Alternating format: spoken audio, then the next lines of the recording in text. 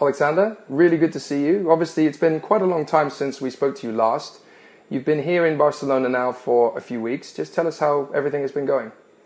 I mean, it's been going good. I'm already starting my recovery. Like, I had the last surgery a couple of days ago, and yeah, so we're start as soon as we can get out of the hospital, we can already start the rehabilitation and trying to get back on track. And it's been quite a dramatic change ever since the accident in Zuera. Obviously, your whole life is now upside down, but you are still motivated and you still really want to fight. And I think it's very clear that you want to come back and race, maybe even as early as the World Championship. You want to be back there if you can. Yeah, of course, that's the goal, and that we are doing everything with my family, with all the doctors. We're trying to make this process as fast as possible. So yeah, and of course the goal is to be back for the World Championship. And you've had an incredible amount of support from the boys at Flynn Motorsport. They even wanted to come and see you on the day the accident happened. I mean, they have been so supportive of everything since you've been trying to get recovered again. Yeah, they were really supportive. We are having calls with the whole team every weekend, every time that there is a race. So we were just trying to keep in touch with each other, and yeah, they've been very supportive. They were wishing me luck for all the surgeries and everything, and yeah, it went well. And you've even started now getting back into your exercises. Obviously they are different compared to what they were before, but you've already started getting back into fitness. Yeah, that's very important, because if we're not going to do any exercise before the time that I can already walk, then it's going to be really hard to get back up to form, because it takes months to get up to a form to be able to drive in karting. And one of the things you've been able to do since you come in here is it's Lego. This room is like a whole Lego store. It's like a whole museum, but it must be keeping you very active, very busy, and keeping your mind focused.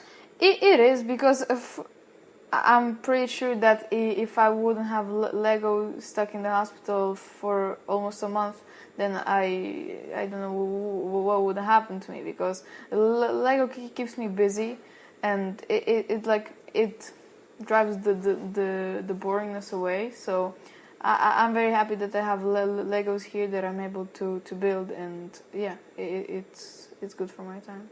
And you've obviously still been watching the races, even though you haven't been able to compete in them. Has that been very difficult, or is it still a big passion for you? You can't afford to miss them. It's been a bit difficult for me to watch, because if you see the situations in which you think that you would be good in, you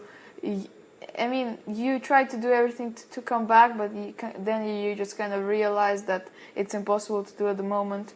But yeah, I've been watching all the races, KZ, KZ2, Junior OKs, so yeah, everything. Well, let's talk a little bit about next season, because obviously we know that you're probably going to be trying to make a comeback full-time for 2023. We've already seen the provisional race calendar for next year, and it's going to be 4 completely different circuits. It's going to be Valencia, Castelletto, Rodby in Denmark, and Třinec in Czech Republic. When you're in the middle of trying to recover, is it quite exciting to know that next year you're going to have 4 completely different race circuits to drive on? I mean, it is, because if they would be the same tracks that there were this season, then probably my rivals would have an advantage, because I'm going to miss some of them while I'm here. And as it's completely new track, especially like in Denmark, it's a completely new circuit, so everyone is going to have like exactly the same of knowing the track. So yeah, it is going to be very exciting for next season, but now we have to focus on trying to get back to do some races also this season. So obviously we don't yet know at this point whether you're going to be racing at Sarno. I think it's too early to really start to talk about that for the World Championship, but certainly for 2023 you're still going to be old enough for OK Junior, or even if you wanted to push into OK. So is your mind now very much focused on being ready for the 2023 season? You are committed, you want to be European champion, you want to be world champion. Yeah, of course that's the goal, but also this season we're trying to do our best to do the World Championship in Sarno, and yeah, of course if you go to a race, the goal is to win it, and that's what we're trying to do. Fantastic. Well, there was one race this year, sadly, that you weren't able to be at, which was Kristianstad. So all of us at FIA, we decided that, you know, you weren't able to be at Kristianstad, but we thought you were there with us in spirit. So That's we nice. wanted to make sure that you had the shirt that you would have got if you were in Yeah. Kristianstad. So that is our gift to you. Thank you so much. I really appreciate it. It brings also back some memories of the Academy Trophy when we raced there. And yeah, I'm happy that I have this. Well, this is present. for you. We Thank can't you. wait to see you back in the FIA karting paddock again soon. It's really nice to see you, and hopefully it'll be quicker. Good luck with it. Thank you.